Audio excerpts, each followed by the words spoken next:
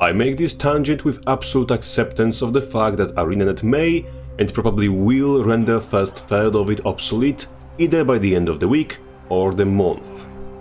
That's partly due to the fact I want to use that first third of the video, which they may undermine, merely as an excuse to talk about something related, but more important in the grander scheme. The first thing is, as you may have guessed from the thumbnail, the lack of patch preview.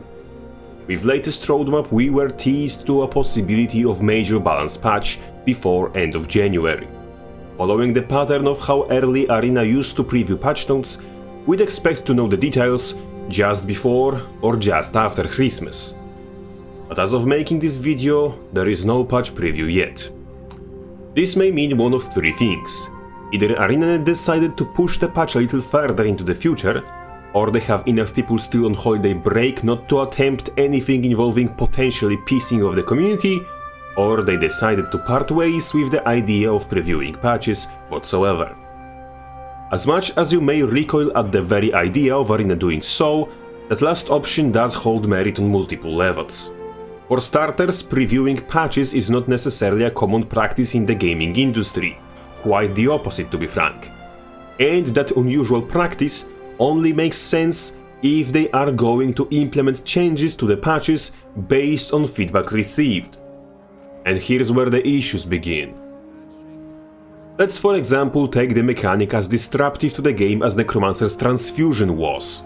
Possibly the single worst mechanic you could imagine for PvE environment that devs would have to balance the game around or remove. Which, by the way, was heavily defended because it's quote class identity that it invalidates boss mechanics and rewards failure. Some changes like that one are necessary but very unwelcome by the community. After all, players of the class whose turn it is on the chopping block cannot be happy about losing their precious toys. But like it was with Spear Spellbreaker, Transfusion Necros and few other atrocities already dealt with, the game is better without them. And so it would be without Spear Willbender, Spear Mesmer, Spear Herald, Spears in general, sadly.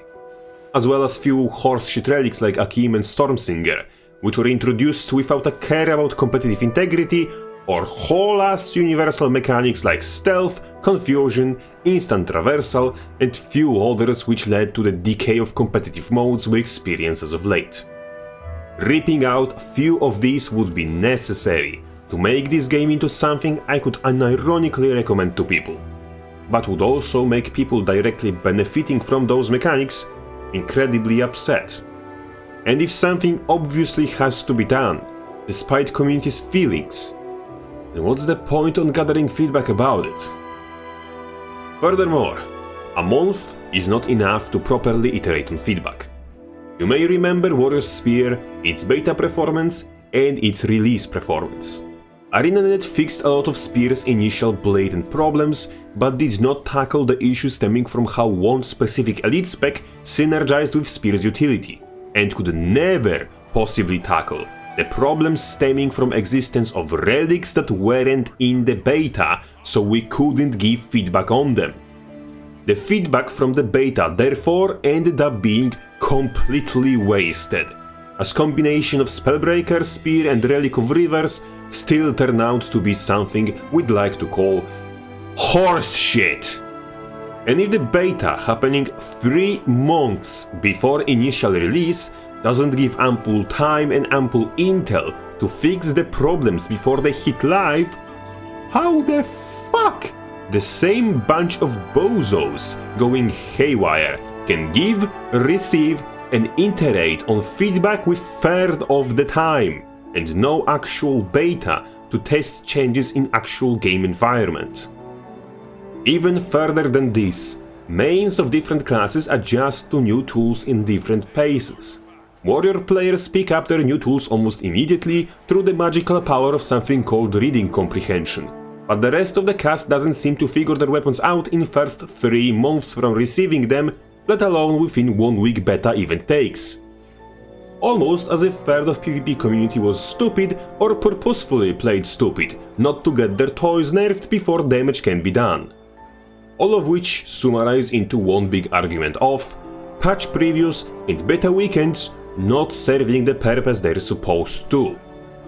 Like we couldn't predict what stupid fucking ideas will be pushed through QA in form of relic, we can't tell whether a weapon or a trait will turn out overpowered in combination with relic we don't know will exist.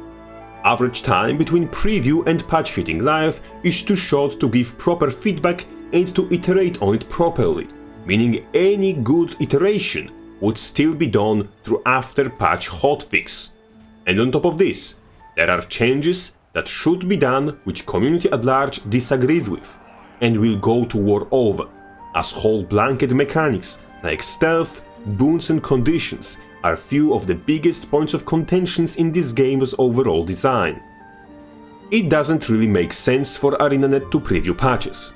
It is merely a misguided attempt at showing goodwill and being open towards the player base, which backfires every time we're able to see that the skeleton crew of 3 dudes and a potted plant, which Arena proudly calls Balance Team, is overwhelmed by the mess of dogshit mechanics and spaghetti code dating as far back as to the release of the game they were asked to fix, against the will of the community that considers CC from stealth a pinnacle of fair play. Reiterating, there is no benefit to getting patch previews that we wouldn't receive without them at similar pace, and I'd lightheartedly trade them for more frequent patch cadence, which would give more benefits to the game as a whole than unnecessary extent of transparency. Arena is going to ruin the benefits of our feedback either way with the next batch of horseshit relics made by someone who never spent more than 5 minutes in one room with a computer with Guild Wars 2 installed on it. It's a pretty grim note to start New Year on, but so far we still have to wait for any semblance of any good news. So, yeah. And lastly, a big sign of gratitude towards all the generous Patreon supporters, continuously considering my dubious quality content worth their money. You're all truly welcome. Crabface out.